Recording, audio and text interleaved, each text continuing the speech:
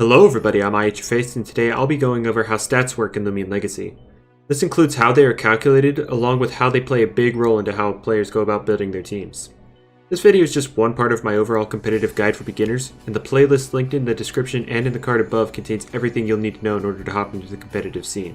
So check it out so you can find exactly what topics you want to know more about. Anyways, I'm not going to waste any more time, so I'm going to just hop right into it.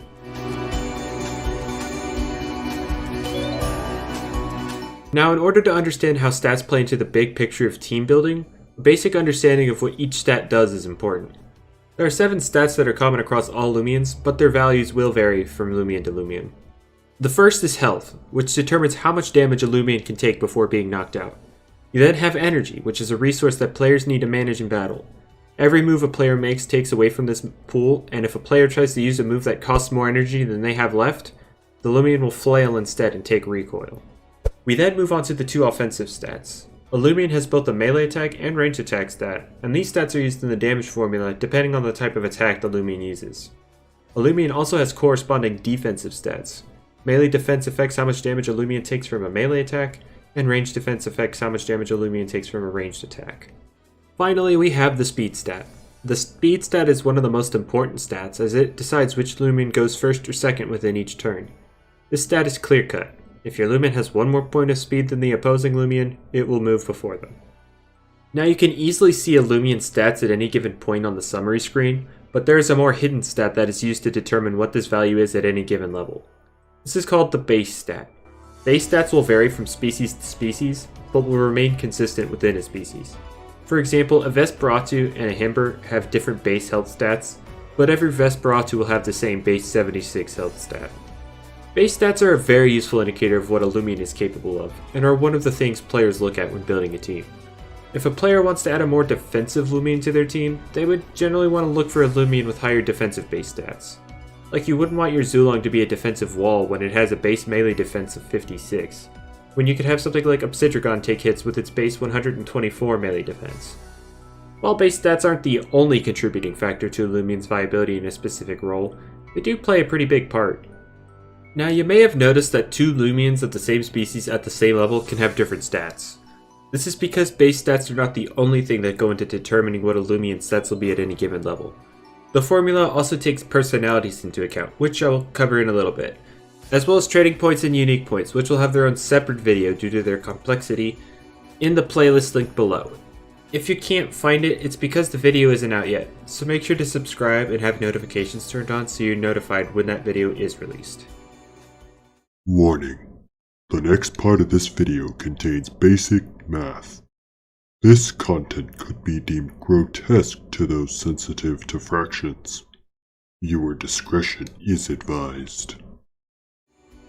Now, there are also moves that can modify a Loomian's stats, be it either through a secondary effect or being a support move like Energize that is solely dedicated to modifying stats. Every stat aside from health and energy can be modified up to 6 stages either positively or negatively. The potency of each stage revolves around the fraction 2/2.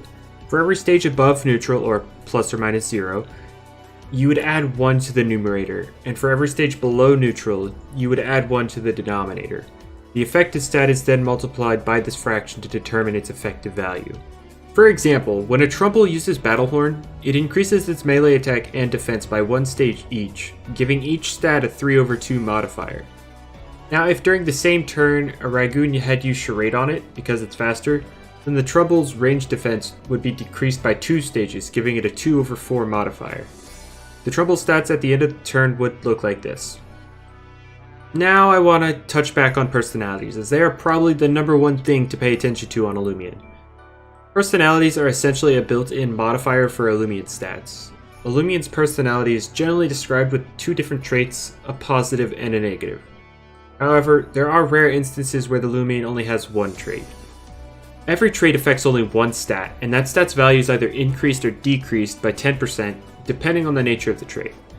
If you don't know what each personality trait does, you can look at the summary of the Loomian in question and look at its stats.